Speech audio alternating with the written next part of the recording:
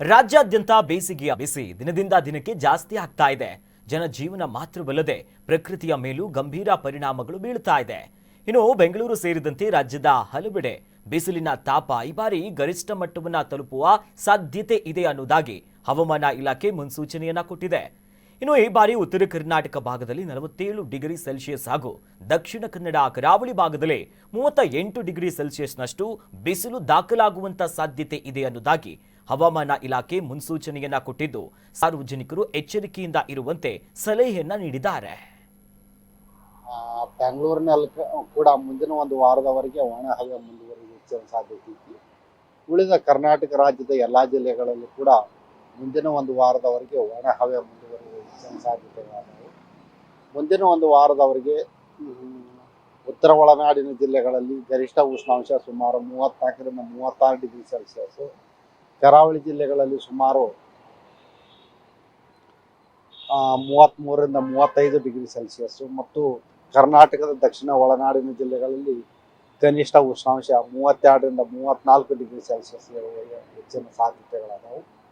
ಬೆಂಗಳೂರಿನಲ್ಲಿ ಕೂಡ ಮುಂದಿನ ಒಂದು ವಾರದವರೆಗೆ ಕನಿಷ್ಠ ಉಷ್ಣಾಂಶ ಸುಮಾರು 32-33 ಡಿಗ್ರಿ ಸೆಲ್ಸಿಯಸ್ ಇರುವ ಹೆಚ್ಚಿನ ಸಾಧ್ಯತೆಗಳಾದವು.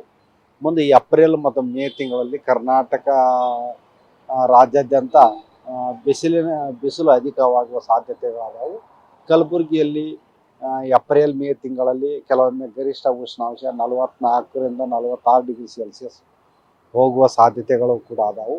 ಮತ್ತು ಉತ್ತರ ಒಳನಾಡಿನ ಜಿಲ್ಲೆಗಳಲ್ಲಿ ಮುಖ್ಯವಾಗಿ ಬೀದರು, ಕಲಬುರಗಿ, ಯಾದಗಿರಿ, ರಾಯಚೂರು, ವಿಜಯಪುರ, ಬಾಗಲಕೋಟೆ, ಕೊಪ್ಪಳ, ಗದಗು ಈ ಜಿಲ್ಲೆಗಳಲ್ಲಿ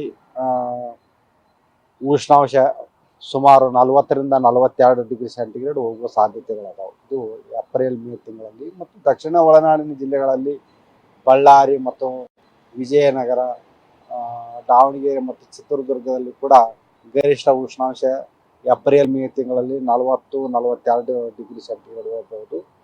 ಮತ್ತು ಬಳ್ಳಾರಿಯಲ್ಲಿ ಕೂಡ ಉಷ್ಣಾಂಶ ಇನ್ನೂ ಹೆಚ್ಚಿಗೆ ಹೋಗುವ ಸಾಧ್ಯತೆಗಳದಾವು. ಕರಾವಳಿ ಜಿಲ್ಲೆಗಳಲ್ಲಿ ಉಷ್ಣಾಂಶ 36ರಿಂದ 38 ಡಿಗ್ರಿ ಸೆಲ್ಸಿಯಸ್ ಹೋಗುವ ಸಾಧ್ಯತೆಗಳದಾವು.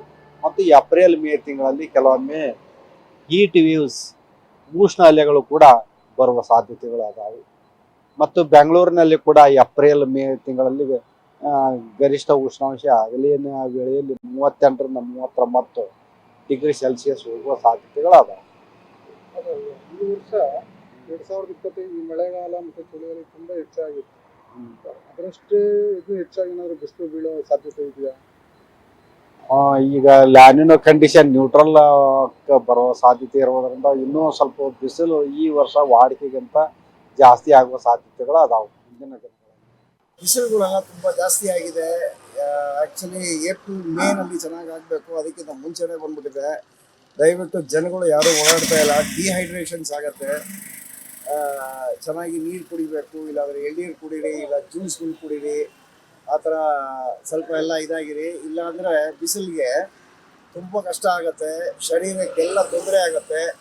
ದಯವಿಟ್ಟು ಇದನ್ನೆಲ್ಲ ಮಾಡಬೇಕು ನೀವುಗಳು, ಇಲ್ಲಾಂದರೆ ಬಿಸಿಲುಗಳು